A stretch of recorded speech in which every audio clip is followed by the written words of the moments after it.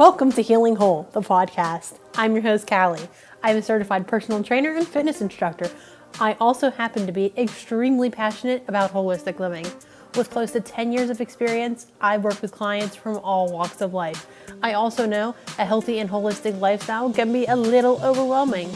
I'm here to break it down for you and take you on my journey to healing whole. Remember, the materials and content within this podcast are intended as general information only and are not to be considered a substitute for medical advice or treatment. Hello, and welcome to Healing Whole, the podcast. I am your host, Callie. I am here with Key Bradshaw, and we talked to her on our last episode, on episode 30. We're on episode 32 now, and we talked about the narcissist-empath relationship. Today, we're still talking about our spiritual journeys, but we're going to talk more about spiritual awakening linked to mental health.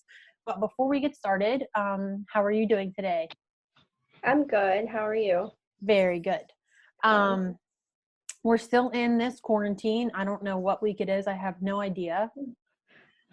But I don't know if anyone does. Yeah, right.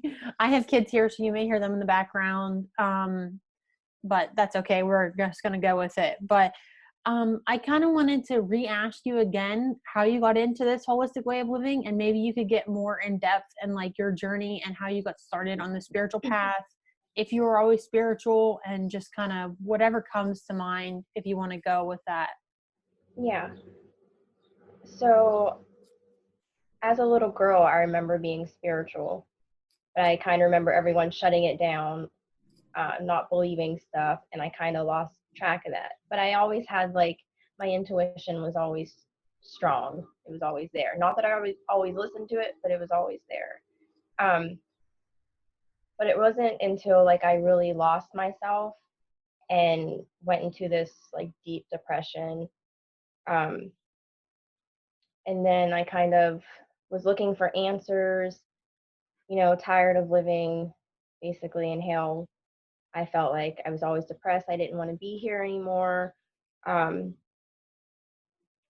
then I went to several therapists, and I got diagnosed with bipolar and schizophrenia, which I wasn't too happy about, but I was glad to just have an answer.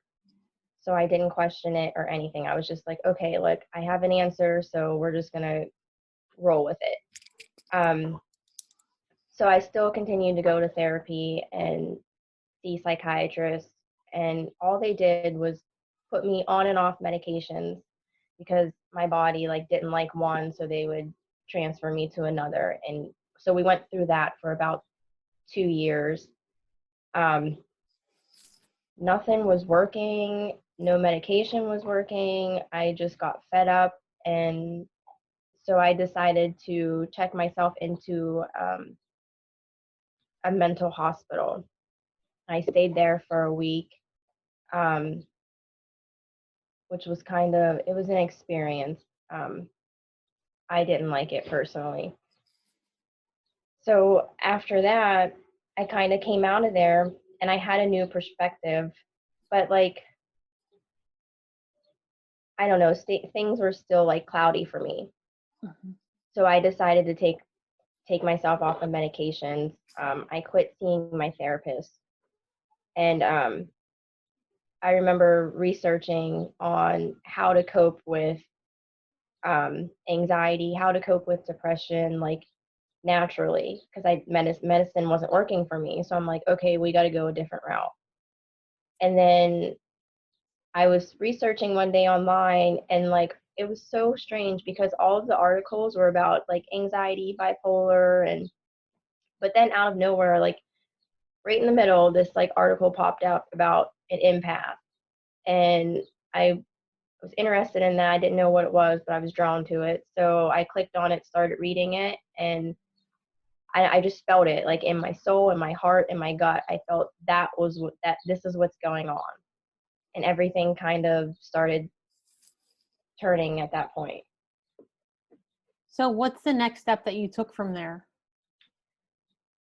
if you remember? I remember researching a lot. Well, I remember the first day when I read that article, I spent all day looking up stuff online about empath, and that's all I focused on. And I remember calling my husband and telling him, "Oh my God, this is what's wrong. Like, this is what's going on. Like, I think the doctors made a mistake." And but we were still kind of like on the fence because we wasn't sure exactly where this was going or what it exactly was. And I just remember doing a lot of research and sitting with everything and writing stuff down. Um, so research would be the next step that I had taken. That you took, yeah. Yeah. So do you think that, because I'm bipolar, I was diagnosed with bipolar disorder, but I would also characterize myself as an empath. Mhm. But I definitely have manic stages and depressed stages. But I also feel everything really deeply. But they do ask me often if I hear or see things. Do you Mhm. think they diagnosed you with schizophrenia because you said you hear and see things? I do. Yeah. That was so whenever my therapist was asking me questions, and I remember saying, I think it's strange that I hear voices talking to me. And it was kind of weird to me that they didn't ask like what were they saying or like anything like that. It was just she took what I said, like just heard that I said I heard voices, and I think just went off of that. Because right after I said that, at the end of her session, she's like, "Well, I'm gonna send you down to the psychiatrist." I didn't get to explain anything, or it was just kind of right into psychiatrist. Um, I but I do. I think they don't dive in deeper to if you hear voices, what are they saying? Are they saying good or bad things? Are they telling you to do good or bad things? That kind of that kind of stuff. But I think that's why she did send me down to see the psychiatrist because I had mentioned that. I kind of thought that because, like I said, they asked me that at every psych appointment because I do take medication. Mhm. Um, so I do want to be super clear that this is not us saying whether or not to take medication, and we are both in therapy. But you have to choose what's right for you. I personally do take medication right now. Do I want to be on medication for the rest of my life? I don't, but I want to get to a year without being suicidal or having suicidal thoughts before I try to make sure the kids didn't hear me say that. It's not funny. I would feel uncomfortable to talk about that around them though. And I don't want to because I want them to know that I don't want it to be taboo. Yeah, yeah. But I want to get to a year without having any thoughts like that before I stop my medication. That's just my Mhm. preference.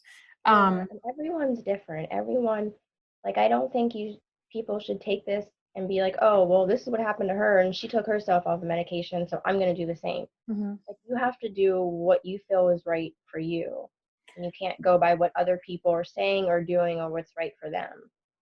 I also think it's really important that, and I mean, I think that you do as well, and I do. We both have a really strong A, spiritual practice, and B, I believe, I mean, I do, and I feel like you do too, a self care practice. Yes.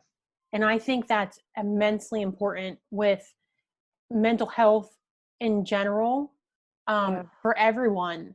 And especially if you don't want to be on medication, you really, really, really have to take the time to take care of yourself and do the research and do the things and not just not care for about your body and your mind. Yeah. I feel like before this, when I got to this place right now, when I was depressed and before learning what was going on, I didn't have a self care practice. I didn't eat healthy. I just kind of laid around and like moped in my feelings and didn't exercise. And I feel like that kind of made things worse. Yeah, absolutely. Mm-hmm. Absolutely. When I put everyone else first before myself, Mm-hmm. and until I went to the hospital the first time, and like we'll talk about our hospital experiences.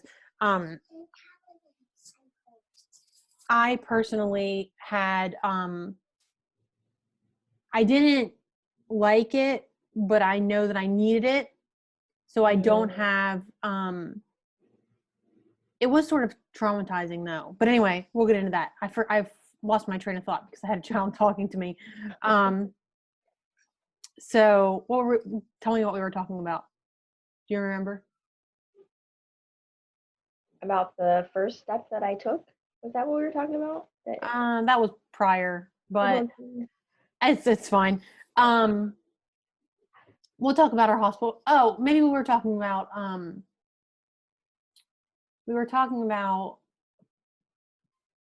like our experiences and our self-care routines. That's what we were talking about. I knew it would come back to me.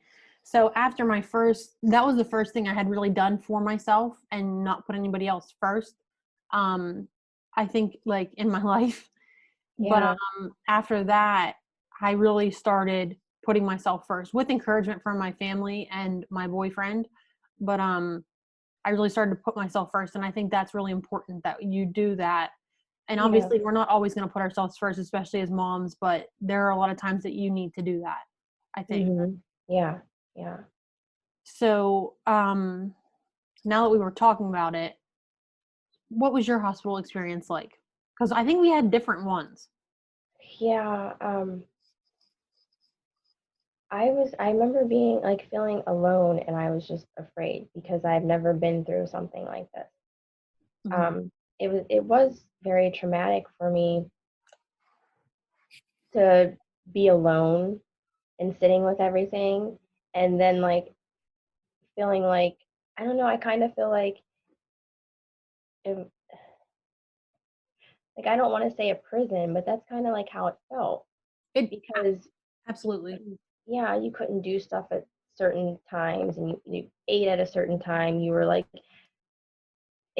locked in your room for the first, like, I think it was day or day and a half, and then like I had gotten food in my room, and then like after that, then you would go to like the room where you would fill out a paper what you got to eat and all that stuff. But like it was very like structured, Mm-hmm. and that's not something I was used to, and I didn't like. I felt like I was very confined Yeah. into what I could and couldn't do, and I that was uncomfortable for me. And then I remember there was some kind of rule where you could check yourself out after 3 days, but you had to meet the criteria. And I remember telling my husband on the phone, I want to leave.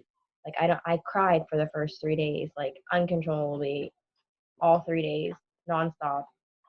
And I remember telling him that I wanted to check myself out.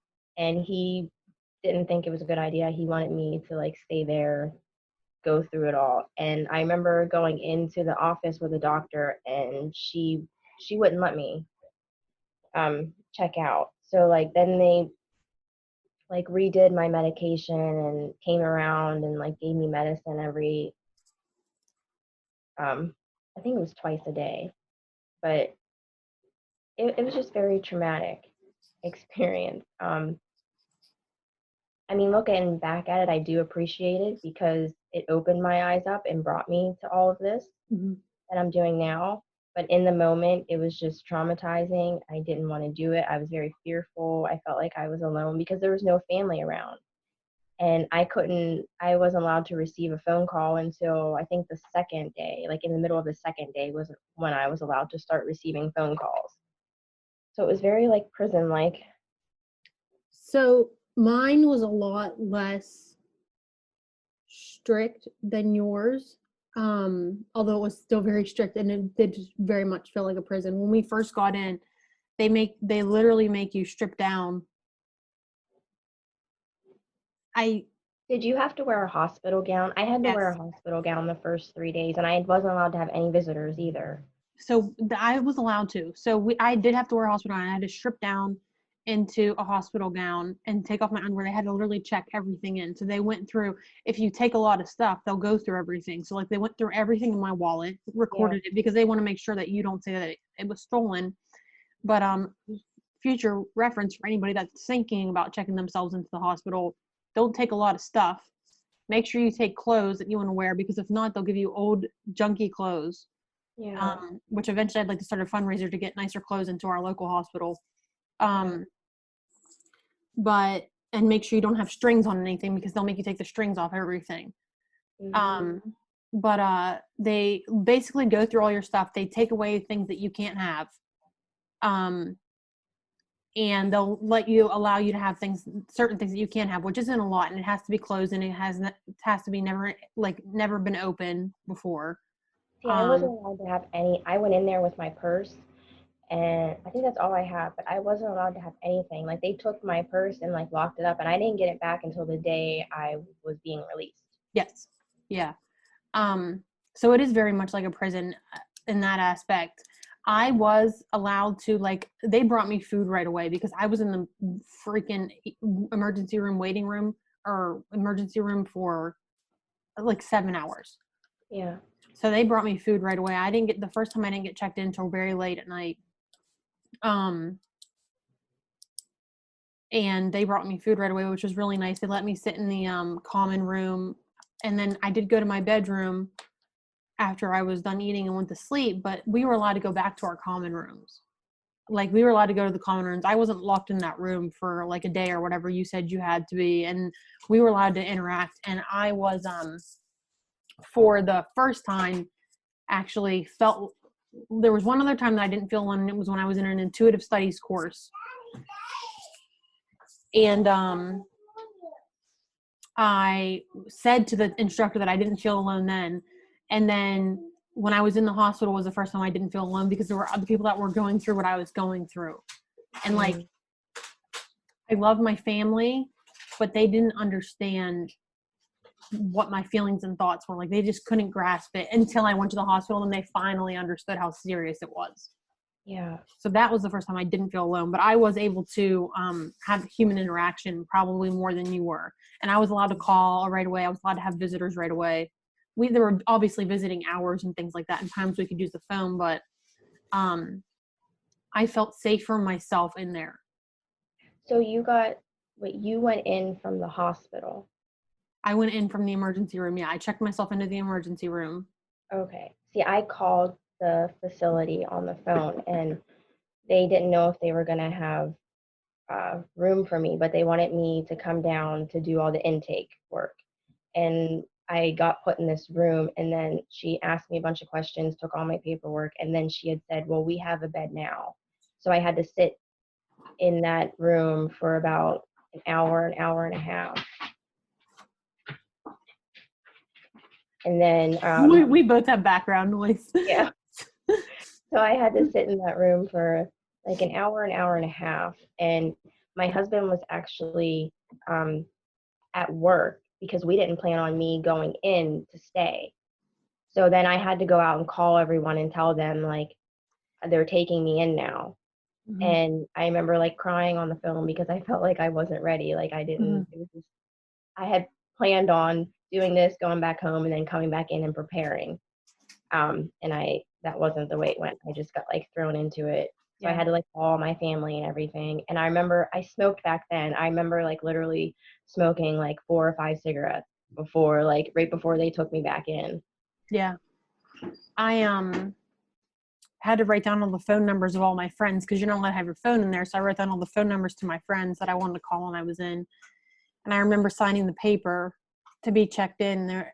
And I was crying so hard that I couldn't even see. Mm-hmm. But I knew that it was something that I needed to do for myself because otherwise I wasn't going to get help. And I wasn't diagnosed prior to this. Because I don't hear, I talk to myself, but I don't hear voices. I see things sometimes. I more so see stuff, and I have deja vu a lot, like constantly. Like I knew things happened before, or I know something's going to happen before it happens. Yeah. I get feelings, so I was never diagnosed with schizophrenia. I was diagnosed with bipolar disorder in the hospital, but prior to that, they tried to diagnose me with ADHD. Mm-hmm. And I kept telling the doctor, I do not have ADHD. I'm telling you, I'm bipolar. And he was like, no, I don't think so. I don't think so. I don't think so. So if I hadn't gone to the hospital, I believe I still wouldn't have the diagnosis and have actually taken care of myself the way that I take care of myself now. Yeah. And been more aware. But I was diagnosed, and then I was happy to have like an answer of what was going on, but like I kind of accepted that for like 2 years, Mm-hmm. that diagnose, even though I felt like something else was going on, I kind of just went with that. So like in the hospital, that's what they were treating. Like all my medication was for that, and it made things like so much when before getting on medication, you know, the voices that I heard were like trying to guide me and giving me like information to help me. And when I got on the medication, it like changed. They were just like things got worse. And I remember telling them like this there's something wrong with this medicine, like I feel we're like these aren't the same voice, like something's going on. And they would just, oh, okay, so we'll just take you off of this and we'll put you on this, and you'll Mm-hmm. take this much and 3 times a day. And I'm just like, what? Like that fast? And I went through that a lot. I was always in and out of the hospital because of the medication. And then when you go to the hospital and they see that you're diagnosed with that, they treat you, their like whole demeanor changes and they treat you completely different. There is a huge stigma, and I will say there's a stigma against bipolar disorder, I think, but against schizophrenia is a Hmm. huge stigma. Like, you are automatically written off as crazy if you have schizophrenia, I feel like. Yeah. And I think that's unfair because I feel like there are probably a lot more people than not that have characteristics of being schizophrenic. Yeah. Yeah. And I So, remember like when I looked up what it actually was, I'm like, oh, I don't have any of this. Like they just diagnosed me because I said I heard voices. mhm. I didn't have any symptoms, any signs, nothing. Other than I told my therapist, I'm hearing some voices. And they weren't like evil, they weren't like telling me to hurt myself or anything. It was like loving voices. And Mhm. that's where I was like, I don't know, this doesn't feel right, but I'm happy to have an answer and to like know like something's going, or this is what's going on. Like I was just happy at that point to get answers. Do you recognize yourself now as like either bipolar or schizophrenic anymore, or you don't? No, I actually so my therapist that I have now, we did a really deep like um question, like really thorough questions, and like he observed me, or he didn't actually tell me that he was doing this, but afterwards he did. So he like observed me. Like when I first went in there, he was like, well, he asked me what I was diagnosed with, my other therapist in that years ago, and I told him. So he's like, well, I'm gonna tell you if I feel like that they're right. Like I'm just gonna tell you, and we're just gonna go with it. We're just gonna proceed in that way. And like I kind of got a little angry, and I'm like, okay, well, if that's really what's going on, like that's what's going on, but I don't feel that.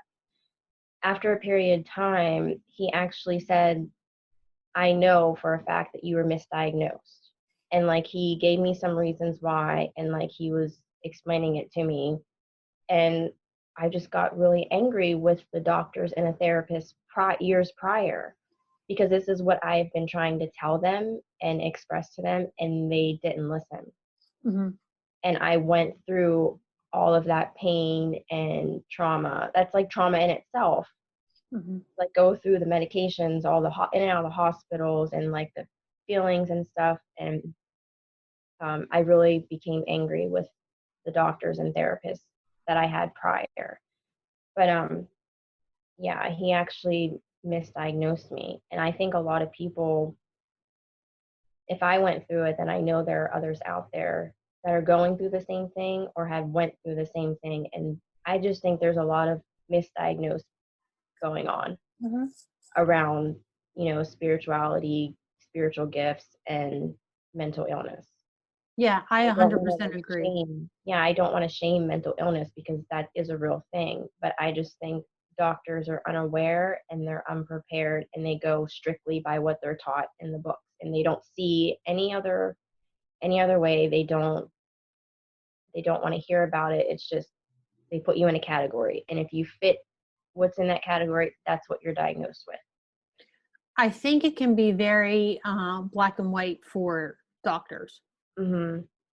I also think they see so much of it that they see so much of the same thing that they get tired Yeah. and they don't want to explore any further, if that Which makes kind of sense. makes me a little angry because I'm like, well, if you're tired, then maybe you shouldn't have gotten this profession in the first place. Because Or yeah, when you went to school for this and this is what you wanted to be, you had to have known like this is what was going to happen. You were going to have repeating patterns of people coming in with the same symptoms. It's your job to dig into it, yeah, not to just put them in a category, check off the symptoms, and shove them with a pill and send them on their way.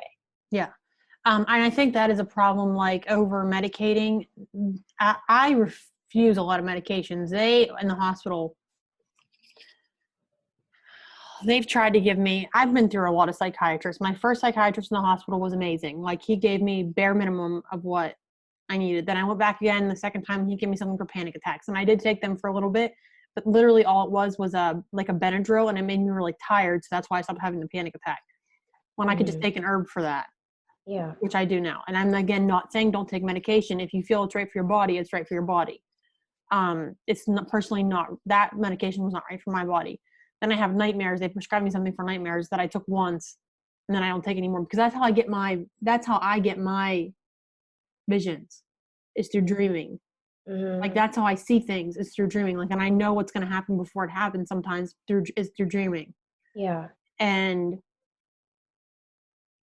I don't, even though I do have bad dreams sometimes, I don't want that taken away. Like, Yeah. I don't want that experience taken away from me, because that's just who I am. I'm a very vivid dreamer. Mm-hmm. I'm okay with that. Yeah. But they'll give me a medication to take that away, and I don't always think that's right.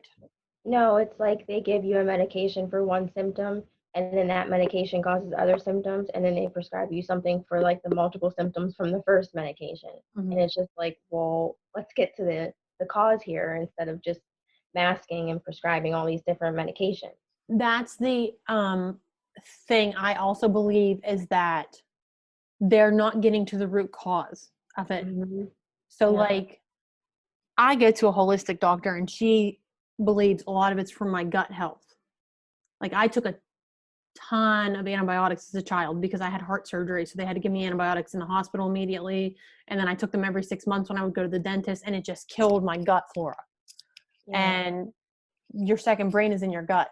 So, like, there was just a disconnection there. Yeah. And when I eat a certain way, I feel a ton better and a ton clearer and a ton healthier mentally. Yeah. So I think that there are a lot of things that we can do besides just prescribing med after med after med. And again, I take medication right now, but I also believe that and we're not discouraging you from taking medication. I just want to make that so clear.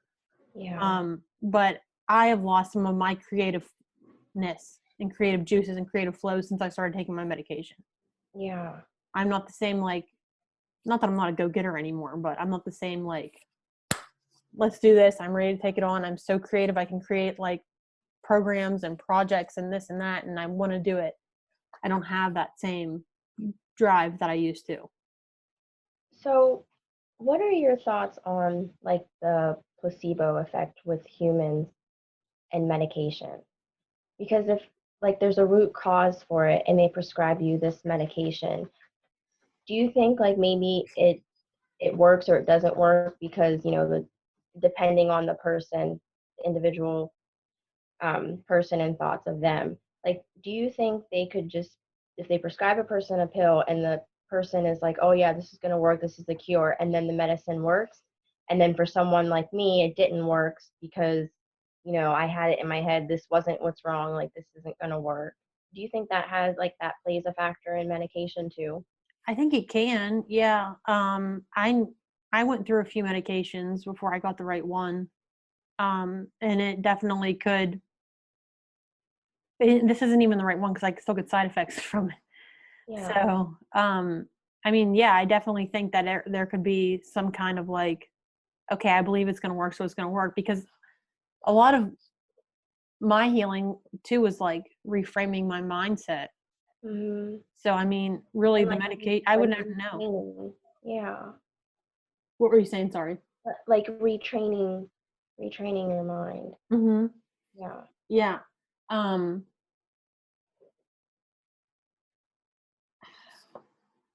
mean, I don't have manic episodes like I used to anymore, but I also wasn't having manic episodes a long time before I went to the hospital. Like I used to have, like I would just go out and spend boatloads of money on stuff that I didn't need or didn't have the money to spend. And I was very like promiscuous and did things that were very harmful to me.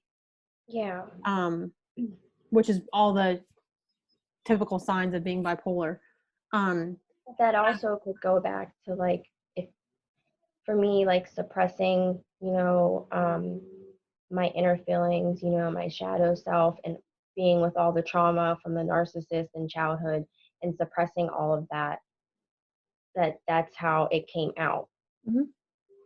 And then I think that can be a misdiagnosis in itself, because all of those feelings are manifesting in different ways and you're expressing them in different ways that could be similar to bipolar.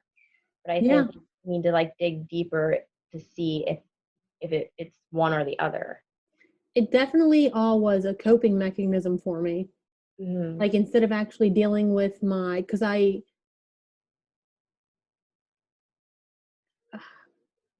had a lot of trauma again from the narcissist relationships Yeah. and other trauma. I had a I don't ever want to say I had a pretty good childhood. Like I had a mom and a dad. He wasn't my biological father, so I have like issues with I call them daddy issues because I don't know my biological father. Um, but so I had some trauma around that and things. But I mean, yeah, that definitely could have been my way of coping. And I know it was my way of coping because a lot of it stemmed from drinking. Yeah. Because I drank to cope, and then I made bad decisions when I drank. Hmm. Um, and I spent money because I was coping. Yeah. So it all really could just have broken down to a coping mechanism as opposed to being bipolar. But I, it's interesting because I'll have super hyper moments though. Like Hmm. even now, I still get like they call it hypomanic, where I'll be Yeah. very hyper and very like alert, and I can do lots of things. Yeah. But then again, is that just my personality? It's hard. I don't know. It's hard. Yeah. Personality, or what's going on like with the energy and the planets, and what, that plays a lot of it into it also, because I know there's days where like I feel super tired and like drained, and I'll look at my chart and it's like, oh, well, that's why. It's my resting period, or I've overexerted myself. And but there'll be other times where like, 2 days I can clean my whole house and go through stuff, declutter and do it all. And then I'm like, well, that's a little strange because I was feeling some type of way a couple of days ago. And I'll look at my chart and it's like, my energy's up, the planets are in my right signs and my houses. So, what chart are you referring to? Your natal chart, like Oh, in I need to like print this off. yeah, like I have an app that I do, and like I put in like my birth time, the place, my name at birth, and then it like does all your planets and the housings, and like whenever the planets move into your sign or it's conjunct and all that stuff. Oh, And what's I this app called? Astro Matrix. And it tells you like when your rest period and stuff is, like when you Yeah, should be like rest. like it'll get like I had this morning it popped up and it said like the moon's in Gemini, and I'm like, okay, that makes sense because my mind is scattered and I feel like airy and like all over the place, like flighty and all over the place. But see, like it has like Pluto retrograde in Capricorn starts today, and it'll give you a whole description on like your personal, like what you might be feeling, and then what you might be feeling on your from based off your personal chart. And then like it'll have like Saturn trine natal moon, and then it'll have you like mine says emotional maturity, or like vigorous mental work. It like explains a lot. Because I have books that I have on astrology, but it's not my time to like dive in and study right now. So I kind of just take it day by day, but I use the app to like help me out a lot. Yeah. So I think overall, it's most important to listen to your body. Like, Yeah. be in. Okay, here was the question I was going to ask before, and I may have asked this in the last episode. Do you think everyone's an empath? I do to a degree. Yeah. And I think some people that may have it may use it in the wrong way, if that makes sense. Yeah, absolutely. Yeah, but Um, and to a degree, I believe. so I think that the key is being empathetic, like towards yourself, even listening to yourself and listening to your Yeah, body. And when you have a sign like you're tired or you need to rest or you're having a depressed day, maybe you just do need to rest. yeah. And I've had that, like, I notice the more I get deeper involved in my own personal spirituality journey, I notice the more I can listen to my body. Yeah. Like, if I'm doing something and like I'm just ugh, and I feel like something's not right, and I can hear like my body say, I want to lay down. Like, I need to rest. Let's take it easy today. And then I do that for, however long. If the next day I need to like relax a little bit, I do. And then when I do after it's done and like I feel energized afterwards, then I feel much calmer and I can like focus and get what I need to get done instead of trying to do what I wanted to do and then yelling at myself, beating myself up because I'm tired or like being agitated or irritated because I didn't listen. Mm-hmm. Um, and I think a huge part of that is guilt. Like, we feel guilty in the way the world is now, if we rest Yeah. or listen to our bodies and what we need. Like, if we need a day at home alone, obviously we're all at home right now, but Yeah. any other time, like, there's a guilt, at least for me, there's a guilt around that. If I rest, there's something wrong with me. Yeah. And I went through that and some days I still catch myself going back into that thought process and I found that it was a lot from my childhood. Um Yeah. I was expected to do like a lot of stuff and on top of like watching my baby brothers a lot. And like I remember and then being like going through trauma as a child and then that's draining. So Mm-hmm. when you're drained and your energy's gone, like you have no choice but to lay around. And I would always like get called lazy by like a family member or a parent because I physically like I just could not get up. I was so drained. But I didn't know, like I just took that and I'm just like, "Oh my god, like I'm lazy. I like why didn't you get up and do that? Like why can't you get up and like do the dishes like your mom at like why?" But then I remember feeling like I just can't. And now I understand because I was going back and forth in my head like with the trauma I went through and that's very draining. Beating up on yourself is draining and I I don't try to if it comes to me now and I go back into that negative like thought pattern, I kind of sit with it and then it always gets traced back to some point in that area of my life. And Mm-hmm. then I'm like, well, I know I'm not lazy. I know I'm healing. It's draining and I need rest. So I Yeah. kind of try to change the pattern. Yeah. That's, I like that. Um, I think that is important because, like, as children, we are taught really to go, go, go, like, get in all the sports, do all the things. And if you don't do all the things, you are. I have a So, niece that is yeah. super, I would say that she is like, she's really in touch and like in tune. And she is very much likes to be alone and likes to do stuff on her own. And I think it's because the energy from other people is just like, it affects her. Yeah.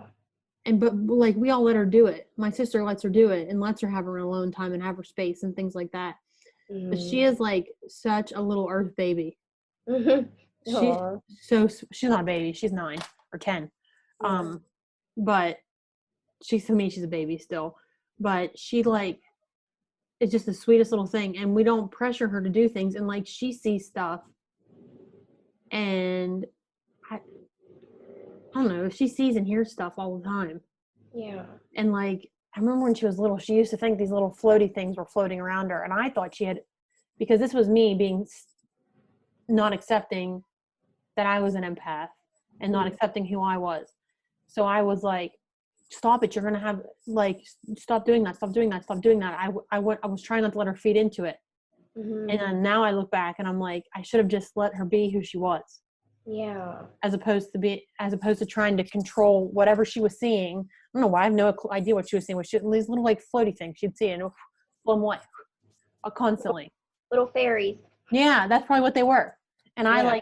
I trashed on it. I It makes think me feel terrible now. yeah.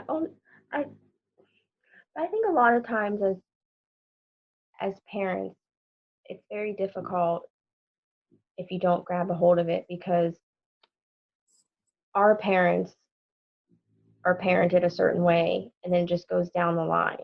And I Mm-hmm. think it's important to listen to your child and um, let them follow their imagination, and don't like shame it away. But most importantly, like, just listen. Because I know when I was little, I would see, spirits in the mirror or hear something, and I either got laughed at, or my mom didn't believe me, or thought I was making it up because I didn't want to clean my room, or thought I was making it up because I didn't want to do a chore. And I'm like telling her, like, no, that's not, like, I really see like this. Like, don't. And I got mad because I'm like, I don't understand. How can't you see this? I didn't understand that not everyone had the same abilities. Mm-hmm. And I carried that with me as thinking, like, that's not what was going on. Like, I was just trying to get out of cleaning my room. And then I went through all of that trying to, like, restore it. So how do you think, like, I know your first step was research, but how do you think we get out of it? For me, I basically got to like the lowest point of my life, and that was the only way I can get out of it. So how do you think people can get out of it before they get to that point? Because I feel like you were at a very low point also when you found this Yeah. path, and I'd like people to not have to get there. Yeah. I honestly think that a lot of it is listening to yourself, because I can go back and, like, have little moments where, like, when I got diagnosed and I didn't accept that in my mind, and I knew in my gut that's not what was wrong, but I went with it just because they were doctors and I wanted an answer. Mm-hmm. Um, and then I listened to a lot of people that tried to tell me what was going on with myself and what was wrong, instead of listening to myself. And then I think also, like, in some cases, reaching out, if you're drawn to something, that, like, drawn to some certain person or whatever, to ask for help that may not be a regular doctor or something. Well, I guess it all comes back to, like, listening to yourself, but, like, and asking for help, like, not waiting until you get to that low point. You have to start somewhere. Yeah. And again, like you said, listening to yourself, and like if you see someone that you feel like you need to reach out to that's not a medical professional, like say you or I or anybody, Yeah. know that it's okay to reach out to them. Like you don't, it's, I'm trying to think of how I want to word this. Just trusting yourself. You want to reach out to a certain person because you want to reach out to that certain person. And Mhm. you might have depression or anxiety or whatever it is, and feel like the only person you can reach out to is a doctor or a therapist or a psychiatrist, which I have a therapist and I have a psychiatrist, and I went through many therapists and many psychiatrists to find the one that's right for me, Yeah. that actually listened to me. Mhm. Um, Yeah, if you but feel like if you do reach out to a doctor or therapist and you feel like that's not the right answer for you, or they're not listening to you, then move on to another therapist or speak up and say something. yes, 100%. Don't just do, again, we were both misdiagnosed. Um, don't just do what they say. I was misdiagnosed with ADHD and he prescribed me not Ritalin, something else. And I didn't sleep for like 48 hours. I didn't sleep for two or 3 days Yeah, off one pill. Yeah, my son went through something similar before when I was in my low point and he was going through stuff. And I know now like that he has certain like gifts, and everyone tried to tell me that's what was wrong with him. So I took him into a therapist, and automatically like they prescribed him something. It wasn't Ritalin either, but like he took a half a pill, and he like the first time he was up, and then the second dose he slept all the time. And I'm like, this is not him. So like I didn't give it to him anymore.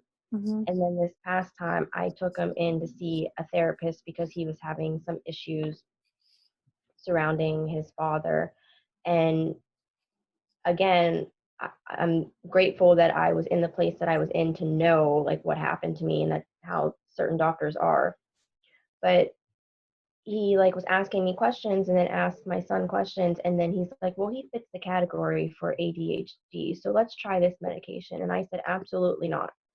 Like, we're not doing medication. We do the natural way, and you can't just put him in a category because he fits everything. Mm-hmm. And he kind of looked at me and he was just like, oh. And then like I went on with the session. Then after that, I'm just like, we're not going here. Like I'll wait until I find someone better that I'm comfortable with you going to, or we're gonna work this out at home and do things at home to manage what's going on. And that's what was going on with him. He was having, spiritual situations, and his gifts and stuff were coming out. Yeah. So I guess above all, it is to listen to your gut because it's smart. Mhm. Yeah. Like listen to those feelings that you have because you're having them for a reason. Yeah. It So all comes back to listening to yourself every time. yeah. Um, or the voices that you hear, listening to them if they're kind and good. Yeah. Like good, don't you agree? They're not going to tell you like, I don't think voices tell you like negative things or bad things. No. Is that loud? It is, yeah, but it's okay.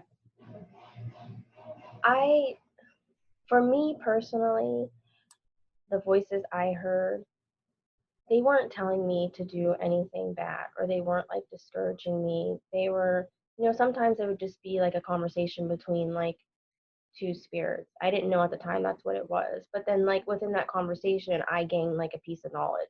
Mm-hmm. Or like I heard my grandmother a lot, and um telling me to do certain stuff, or like coming to me in my dreams, or I was sitting there the one time, and I just heard her like come through and like tell me like this is what you need to do. So I don't think that they tell you to do like harmful things to yourself, but if they do, then you need to question it as to whether they're like a low vibrational spirit, or you have some kind of psychological issue going on within your own mind. Mm-hmm. But you kind of have to listen to yourself because it could be either or, in Yeah. my opinion. Yeah, absolutely. I agree. Um, oh, here's another question I wanted to ask. Do you think that you can have, like, for instance, for me, do you think I can be bipolar? And again, this is just your opinion, and be an empath? Like, can Yeah, I actually have both? yeah, yeah. I know people within, my family that do have a mental illness, and they do have spiritual gifts, whether they believe it or not. I can see it, Mm-hmm. and I know that that's going on. But then I also question as to whether they're diagnosed with this illness because of their spiritual gift, and they not understanding it and not seeing it for what it is. And then I also question like, are they diagnosed within like, are you diagnosed with your bipolar because of way deep down issues? Like I'm on the fence with a Yeah. lot with having both. But I do think that you can have both, but I also question it. Yeah, um, absolutely. I don't know, it's just I question a lot. That's not a bad thing. I think that's key to everything. Yeah. So, is there anything else that I should have asked you that I didn't ask you? Um, Or anything that you want to say? I can't think of anything. I did want to say, like, with the like mental illness and like spiritual awakening, I think to be like, well, in my opinion, like the mental illness thing, I believe that like if you don't have a sense of your core self or like any sense of self at all, um, then that might be like a time to like reach out for help. Um, but then again, it could go back to like what I went through with the trauma. I didn't have like my sense of self was wiped clean. But I think like if you have like even a tiny bit of sense of like your core self, um, then that's like your little light to focus on. Yeah. Yeah. I don't know if that came out right or not. Yeah, I think so. My mind's like all scattered and I'm trying to think of the right words. I feel the same way. What did you say? Pluto's in retrograde? Pluto and then the moon's in Gemini right now. So like I feel like really scattered and airy, like flighty and Yeah. I'm trying to think. I was going to say something too, and no, I can't remember. Yeah. Mostly listen to yourself, I think, is what we've like as far as it comes with spiritual awakening and mental illness and coming together with that, like explore, I would say explore all the options. yeah, be open-minded about things. Yeah, because and it's not like a bad thing to have abilities and Mm-mm. gifts. And I think there's shame around that too. Yeah, I agree. And I think that that's not right. Mm-mm. So, and if you need someone to talk to or need to reach out, just do it. Yeah, Don't be afraid. yeah. So, Taking that first leap. yeah, absolutely. Yeah. Yeah. And it's scary. It's really scary, Mhm. I think, at first. But I mean, in my life, it's totally worth it. It seems like in your life, it was worth it. Yeah. I think if you're on the fence and you're scared to take that leap, then maybe try and think, okay, if I don't take that leap, am I going to regret it? Mm-hmm. If you answer yes or you feel a tiny bit that you will, then you need to take that leap. Yeah. 100%. So, anything else you can think of? I don't think so. I can't really think right now. That's okay. We've been talking for like an hour, so I mean, we've talked about a lot of stuff. Yeah. So again, you can find Key on Instagram. I think it's Key Bradshaw, right? Mhm. And reach out to her for any kind of spiritual mediumship advisement. She's really awesome. She also does, if you follow her on Instagram and on Facebook, she's doing, what are you doing exactly? I don't want to mess it up and say the wrong thing. Like you do Mondays something and Yeah, Mondays I do pick a card, or that's Thursdays. Mondays I give like weekly guidance, and then every Saturday I do 10-minute free spiritual advisor sessions. yeah. So you can reach out to her for any of those, but please go and follow her on Instagram. Is it just Key Bradshaw? It's Key and then _ Bradshaw. Key_Bradshaw. Yeah, go follow her on Instagram. And you can stay up to date with all the good stuff that she has going on because she has lots of stuff happening and more stuff happening in the future. So, and if you need anyone to speak to, anyone to talk to, we're both here. Yeah. Just know you're not alone. Yeah. So cool. Well, thanks for joining me again. You'll have to join me again for another topic. Yeah, I like it. If you enjoyed this episode, you can leave a review on iTunes or Google Play or wherever you listen to I also have this on YouTube, so you can leave a comment on YouTube or hit a like or subscribe. I really appreciate it. And make sure that you're also following me on Instagram and Facebook. It's Callie Tony CPT. I appreciate all the support throughout. I am at 1,500 downloads now, which is pretty cool. So I appreciate all the support. But thank you. And thank you, Key. Yeah. And we will see you next time for the next episode of Healing Whole, the podcast. Have a great day.